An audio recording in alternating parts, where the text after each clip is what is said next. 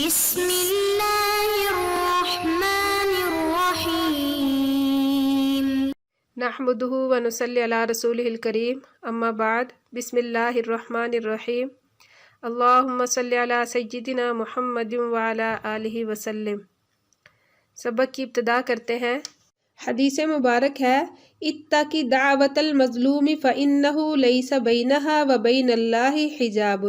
مشکل فاظ کے معنی حجاب بمعنی پردہ۔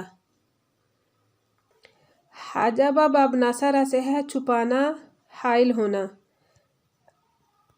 حدیث مبارک کا ترجمہ مظلوم کی بددعا سے بچو، کیونکہ مظلوم کی بددعا اور اللہ کے درمیان کوئی پردہ نہیں ہوتا۔ حدیث مبارک کی تشریح۔ اس حدیث مبارک کا شان ورود ہے۔ یہ حکم آپ صلی اللہ علیہ وسلم نے ایک بڑے عابد و زاہد فقیہ صحابی یعنی حضرت معاذ بن جبل رضی اللہ تعالیٰ عنہ کو ارشاد فرمایا تھا کہ جب آپ کو یمن کا قاضی بنا کر مدینہ سے روانہ فرما رہے تھے، اس وقت آپ صلی اللہ علیہ وسلم نے ان کو بہت سی نصیحتیں ارشاد فرمائی تھی۔ ان میں سے ایک یہ بھی تھی کہ مظلوم کی بددعا سے بچنا۔ آپ کا ارشاد یہ صرف حضرت معاذ رضی اللہ تعالیٰ عنہ کے ساتھ خاص نہیں بلکہ اس میں پوری امت کو ترغیب ہے کہ مظلوم کی بددعا سے بچو، کیونکہ مظلوم کی بددعا دل کی گہرائی سے نکلتی ہے، اس لیے اس میں غائب درجے کا اخلاص ہوتا ہے، اور اخلاص والے کی دعا اللہ ضرور قبول فرماتے ہیں، اگرچہ وہ کافر ہی کیوں نہ ہو۔ ایک اور حدیث مبارک کہ جس حدیث مبارک کے راوی حضرت علی رضی اللہ تعالیٰ عنہ ہیں۔ نبی کریم صلی اللہ علیہ وسلم نے فرمایا کہ مظلوم کی بددعا سے اپنے آپ کو بچاؤ، اس لیے کہ وہ اپنا حق مانگتا ہے اور حق تعالی شانہ کسی حقدار کو اس کے حق سے محروم نہیں کرتے۔ حدیث مبارک ہے اتقوا اللہ فی ہذہ البہائم المعجمۃ فارکبوها صالحۃ واترکوها صالحۃ۔ مشکل فاظ کے معنی البہائم جمع ہے البہیمہ کی، بمعنی جانور چوپائے۔ المعجمۃ معجم ان کی مؤنث ہے، بمعنی گونگا، کھول کر بیان نہ کرنے والا۔ حدیث مبارک کا ترجمہ بے زبان چوپاؤں کے بارے میں اللہ سے ڈرو، ان پر سواری کرو جب کہ وہ سواری کے قابل ہوں، اور ان کو صحیح حالت میں چھوڑ دو۔ حدیث مبارک کی تشریح۔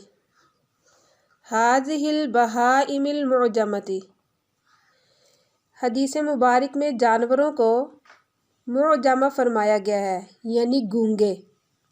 جانوروں کو گونگے اس لیے کہتے ہیں کیونکہ جانور بھی اپنی بھوک، پیاس، تھکن کو بیان کرنے سے عاجز ہوتے ہیں۔ اس لیے مالک کو یہ ترغیب دی گئی ہے کہ جانور تو اپنی ضروریات بیان نہیں کر سکتے، مگر تم اس کا خیال رکھو، اس کے کھانے پینے کا، اور ان کو زیادہ تکلیف نہ دو۔ اور اس میں اس بات کی بھی ترغیب ہے کہ دانہ پانی مالک پر ذمہ ہے، وہی اس کا بندوبست کرے۔ جب یہ سواری کرتا ہے تو اس کے دانے پانی اور آرام کا بھی خیال رکھے، صرف یہی نہیں کہ سواری کی اور اس کو چھوڑ دے کہ خود ہی وہ چرے۔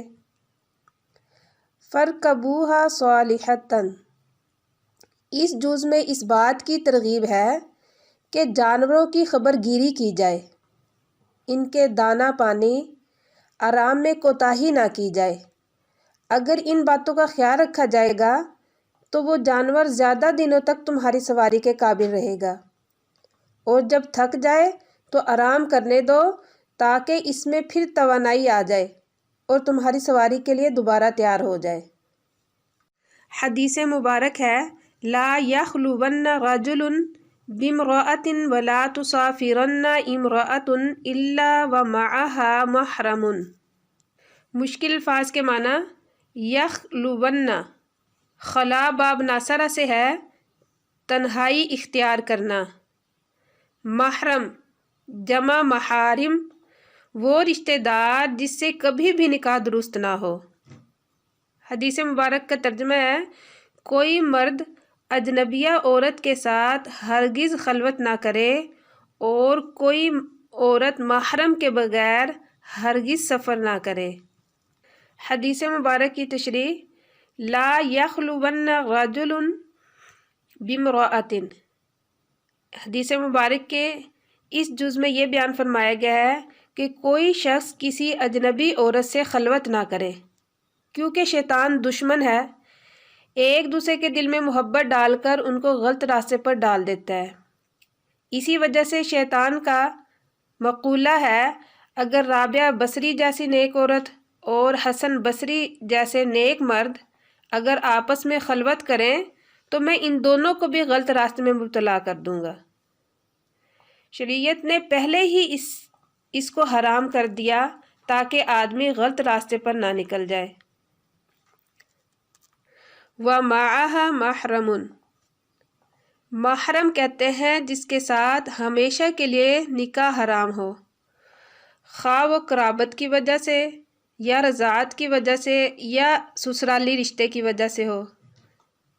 فقہ کی مشہور کتاب ہدایہ میں ہے کہ عورتوں کو بغیر محرم کے 48 میل کا سفر مباح ہے، یعنی جائز ہے، مگر اس فساد کے زمانے میں نہ کیا جائے تو یہ بھی بہتر ہے، اور 48 میل سے زائد کا سفر بغیر محرم کے جائز نہیں۔ تو ایسی عورت پر حد بھی احناف کے نزدیک فرض نہیں ہوتا جس کے ساتھ محرم میسر نہ آئے۔ اس مسئلے میں امام ابو حنیفہ رحمۃ اللہ علیہ اس حدیث بالا کو ہی سے استدلال فرماتے ہیں۔ حدیث مبارک ہے لا تتخذوا ظہور دوابکم منابرا۔ مشکل الفاظ کے معنی ظہور جمع ہے ظہرن کی بمعنی پیٹھ، دوابن جمع ہے دابتن کی بمعنی رینگنے والے جانور، منابر جمع ہے منبر بمعنی بلند جگہ۔ حدیث مبارک کا ترجمہ جانوروں کی پشت کو منبر نہ بناؤ۔ حدیث مبارک کی تشریح اس حدیث مبارک میں آپ صلی اللہ علیہ وسلم نے جانوروں کی پشت کو منبر بنانے سے منع فرمایا ہے کہ اگر آدمی کسی جانور پر سوار ہو اور کسی شخص سے بات کرنی ہو تو اس کو چاہیے کہ پہلے نیچے اتر جائے تاکہ اتنی دیر وہ جانور بھی آرام کر لے۔ یہ اس وقت ہے جب کہ لمبی بات کرنی ہو، اگر معمولی سی ہو تو جانور پر سوار ہوتے ہوئے بھی کرنے میں کوئی حرج نہیں ہے۔ علامہ خطابی رحمۃ اللہ علیہ فرماتے ہیں اگر ضرورت ہو تو جانور پر سوار ہو کر بھی بات کر سکتے ہیں، جیسے کہ احادیث سے ثابت ہے کہ حجۃ الوداع کے موقع پر آپ صلی اللہ علیہ وسلم نے اپنی اونٹنی پر سوار ہو کر خطبہ ارشاد فرمایا تھا۔ اس حدیث کی بنا پر علماء نے جانوروں پر سونے سے منع فرمایا ہے کیونکہ اس سے جانوروں کو تکلیف ہوتی ہے۔ امام غزالی رحمۃ اللہ علیہ احیاء العلوم میں فرماتے ہیں کہ بعض اکابر کا دستور تھا کہ جانور کو کرائے پر لیتے ہوئے اگرچہ شرط لگاتے کہ سواری سے نہ اتریں گے، اس کے باوجود اتر جاتے تھے۔ اس میں غرض یہ ہوتی تھی کہ جانور پر کچھ احسان ہو جائے۔ مسلسل سوار رہنے سے آدمی کو بھی نقصان ہوتا ہے، یہ کہ اس کے پیٹھ پٹھے سست ہو جاتے ہیں بیٹھے بیٹھے۔ کچھ پیدل چلنا صحت کے لیے بھی مفید ہوتا ہے۔